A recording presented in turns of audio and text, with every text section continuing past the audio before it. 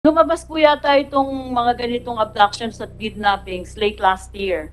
At sinasabi ko nga, bakit ang nangyayari dito? Allegations yan. At marami rin po kaming tinanong kung ano ang nangyayari dito. Ang sabi, culture yan ng sabong eh. Kahit daw dun sa, hindi ko po alam ang sabong eh. Kahit daw doon sa mga local na sabong, pag may nanghuling ng bidadaya, talaga daw pong pinaparusahan ng mga sabongero. Ang iniisip naman po namin, ang iniisip ko po, kung bigla na lang ako magtanong, baka naman sabihin ng licensees, bakit pati ikaw akala mo kami gumagawa nito? Thank you, Minority Leader. For the record, I would like to recognize also, acknowledge the physical presence of Senator Coco Pimentel. Thank you for coming over. And also, we have here the opening statement of Senator Joel Villanueva. We'll just insert this into the records. And also, I would like to spread into the records that this humble representation is also in receipt of a letter coming from the Kagawad ng Katarungan, or Department of Justice, duly signed by the Undersecretary Emeline Aglipay Villar, stating, among others, their stand on the legislative franchise of Isabong. So, Comsec, please insert this into the records. Yes, sir. Mr. Chairman, Go ahead, sir. Go ahead. just to wrap up the issue with Parkour, no, para matuloy na yung ibang issue natin gusto talakayin. When you say violations, na hindi na kailangan ng clearance or whatever, pag kami violations yung binigyan nyo ng lisensya, yun definitely pwede nyo suspend agad or Opo. pwede nyo May gradation po ng steps. Ano itong mga violations? Halimbawa po, nagpalaro sila ng minor. Pag nahuli po yan, bawat isang minor na laro, bawat laro, magbabayad sila ng 100,000. Pagkatapos po, pag ika-third violation, suspendido na po ang lisensya nila. Pag hindi sila nakapagbayad ng minimum na 75 million a month as minimum guaranteed fee to government, at yun po ay hindi nila nabayaran, nakukumpiska po yung kanilang cash performance fund na 75 million. Pag sa next month din po, hindi pa rin sila nakabayad, yun po, suspendido na ang license. Kaya po yung kaninang binanggit ninyo, yung Golden Buzzer, suspendido po ang license nila kasi hindi pa sila nakakabayad ng arrears nila sa PAGCOR. At yung pa pong iba.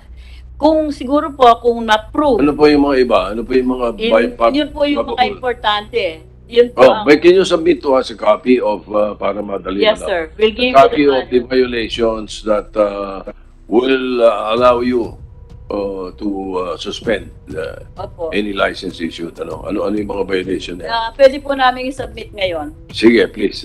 Kung mahaba-haba yan, i-submit mo na lang. Kung Opo. may Pwede silang, po basahin nyo. pwedeng ibigay. The page, the Senate page for the committee. Thank you. Thank you, sir. Thank you, ma'am. From here, I understand Mr. Atong Angser is requesting for an executive session from us. So, doon tayo mabaya sa lounge with Mr. Atong Ang, but you deliver. For PAGCOR, before we leave PAGCOR, Mr. Chairman, can I ask questions? Yeah, you have the floor. Ma'am. Then I have an opinion about the executive session later. Medyo alanganin ako doon. Pwede ako salita muna? Executive session with Mr. Ang.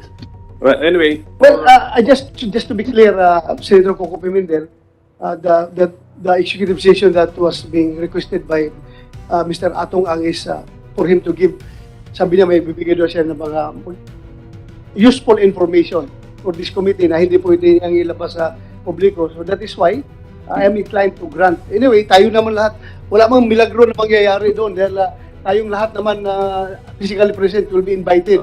Kasama ka. Anyway, I'll just ask PAGCOR. Pero ano, pwede po?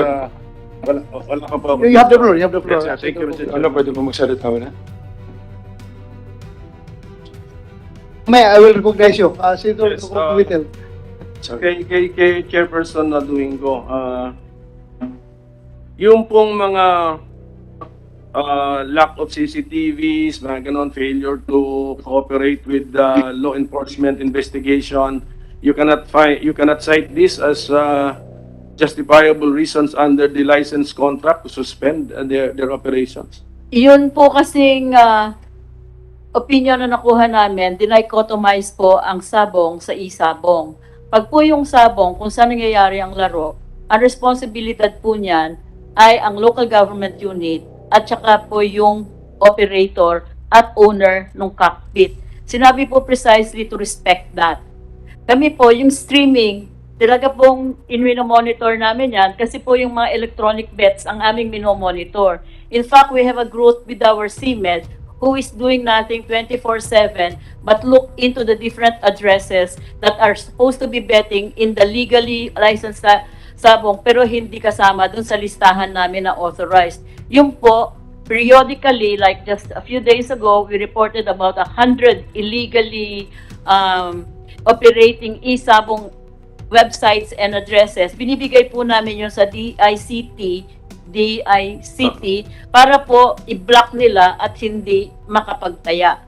Sige. Yun po ang trabaho. Ma'am, the lawyers of PAGCOR cannot find a provision in the license contract which will justify the suspension of the operations of the e-sabong licenses because of this issue na 30, dati 31, 34 na ngayon ang Opo. disappeared who may all be dead. So wala, all your lawyers cannot find Ito a po, general statement there or any provision there which you can use. katulad po ng sinabi namin kanina, kung ano po ang magiging feedback mula po sa Malacanang at sa pag-uusap ko mamaya kay Executive Secretary, meron na po kaming different scenarios. Pag sinabi po sabi na huwag i-suspend, paano ang gagawin namin? Pero pag sinabi na suspend, kailangan din po namin na magkaroon ng kahit na paanong protection naman against lawsuits and against COA assessment. Kaya po ang sinabi namin, isa-isa namin What is this COA, ma'am? Ano ba to? The COA is forcing you to earn 75 million a month from all of these licenses? from each. And from each. And then if you suspend and then there is no cash inflow of 75, the COA will blame you kahit buhay ang because you're doing this for 34 lives. Opo, loss of revenues. Ganyan din po ang nangyari sa Bureau of Immigration eh.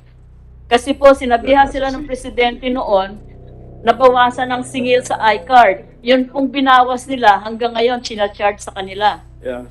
Your Honor, Okay, ma'am, sige, as the regulator, actually you're the regulator of e-sabong, ano? When you heard about this news, nag-umpisa na, I think nag-umpisa to 5, 7, 12, gano'n. Did you, as the regulator, even lift a finger to ask about what is happening? Yes, we said, Sige, can you prove to us what you did? bakit hindi nanghuhuli ang pulis? Bakit nagkakaganito? Eh may mga ginagawa na palang meron na palang CCTV. At Sino pong sinulatan ninyo o sino tinanong ninyo? Kasi nga po, Did you even write to each of the 7 licensees asking them, are you involved in this? Do you have anything to do with this? no, You did not write them. You did not call them. Did you not talk to them? because we did not presume them to have anything to do with it. Yun na nga, but the news reports also place the venue of the abduction or of the disappearances or the origin of the disappearances. Eh. Sana as regulator, you're paid 75 million regulation fee to regulate. Di ba? Ganun po meaning nun, di ba? When there's a license fee, binibigay yan. Ibig sabihin nun, gastos yan for the regulation by the licensor of the licensee. Pwede kayo nagpapunta ng mga tao doon. 75 million yung budget nyo for each licensee to regulate them. Yung pong 75 million, 70% po yun goes directly to the national government because of mandatory contributions enacted by Congress. Okay, so 30%. Magkano yun? 22.5 million. Lumabas po yata itong mga ganitong abductions at kidnappings late last year. At sinasabi ko nga, bakit ang nangyayari dito? Allegations yan. At marami rin po kaming tinanong kung ano nangyayari dito. Ang sabi, culture yan ng sabong eh. Kahit daw dun sa, hindi ko po alam ang sabong eh. kahit daw doon sa mga local na sabong, pag may nanghuling ng bidadaya, talaga daw pong pinaparusahan ng mga sabongero. Ang iniisip naman po namin, ang iniisip ko po, kung bigla na lang ako magtanong, baka naman sabihin ng licensees, bakit pati ikaw akala mo kami gumagawa nito? Napakahirap po ng posisyon namin eh. Ma'am, talaga mahirap ang PAGCOR, Oo. talaga mahirap ang Oo. but you're compensated well for a difficult job. Ganun po yun.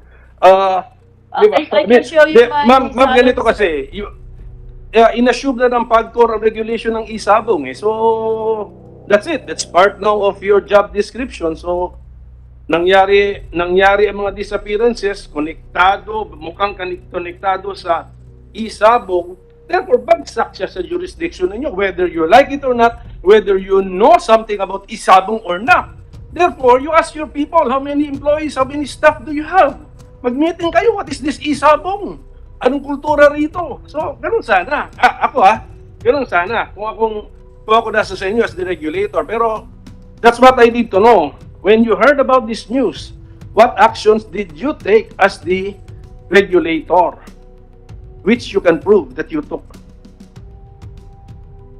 When we heard about this, I think this was November or December that it came to a point.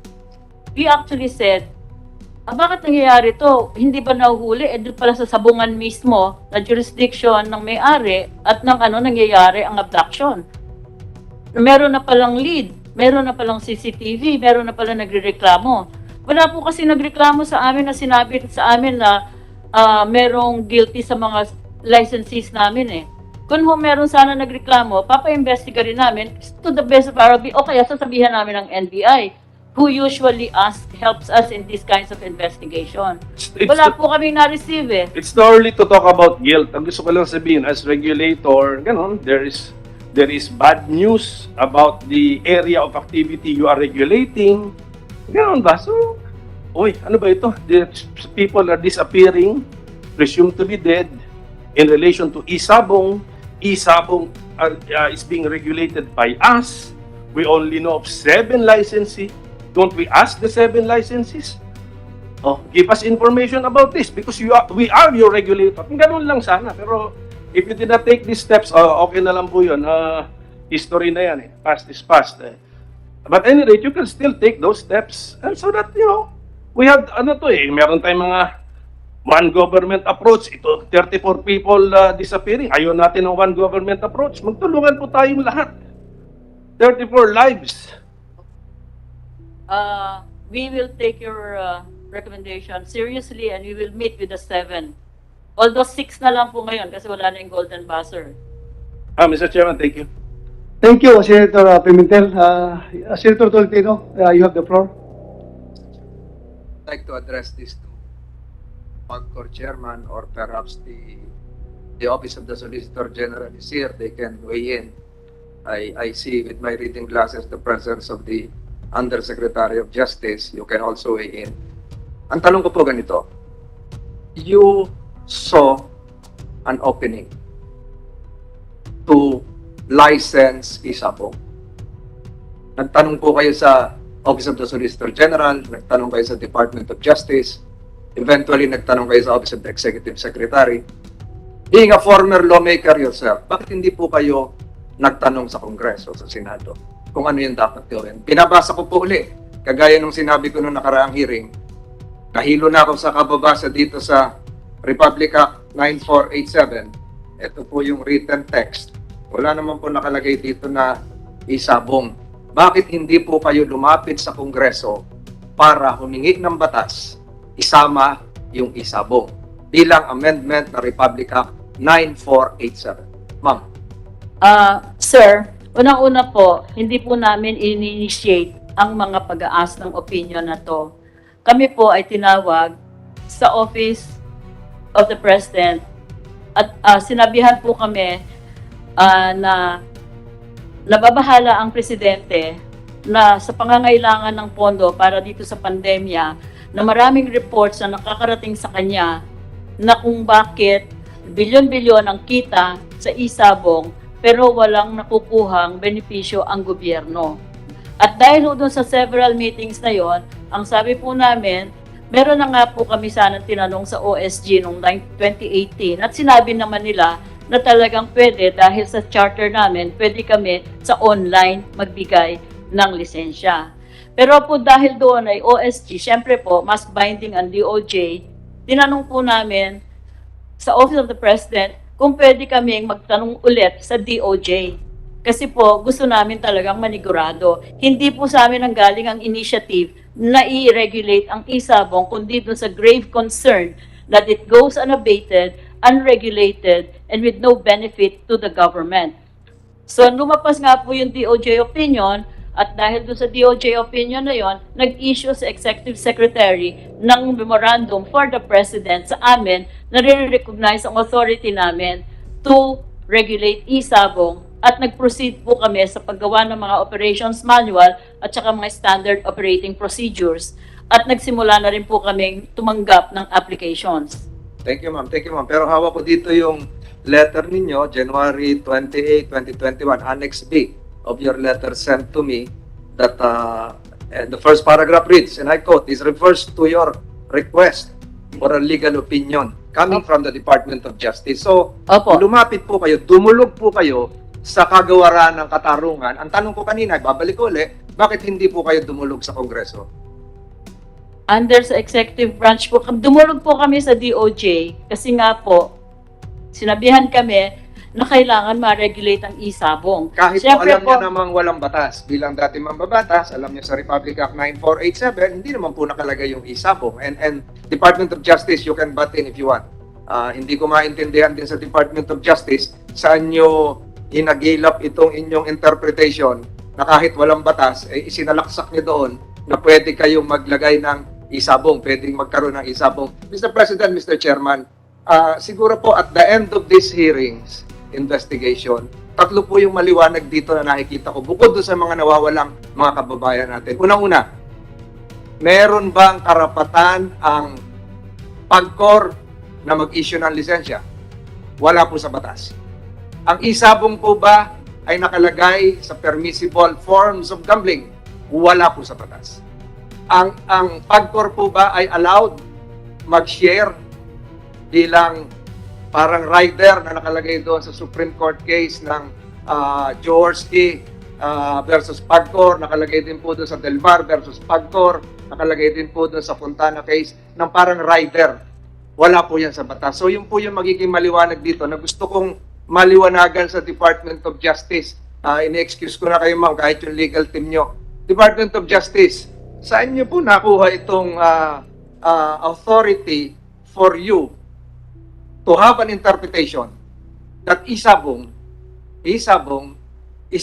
can be part of the functions of PAGCOR, can be regulated, can be declared as legal, even if there is no legal basis. And I refer this to you, I have read your record, Attorney Orta, and I refer this to you. Basic in your law school. Our law is a written law. Kung ano yung nakalagay sa batas, yun yung batas. Pag hindi nakalagay sa batas, it is not written. Our law is a democratically adopted law. Pinasa ng Kongreso, na-approve sa mga committee, at hindi po ginagawa ito ng kagawaran ng katarungan. Ang ating pong batas ay pinapasa sa Kongreso.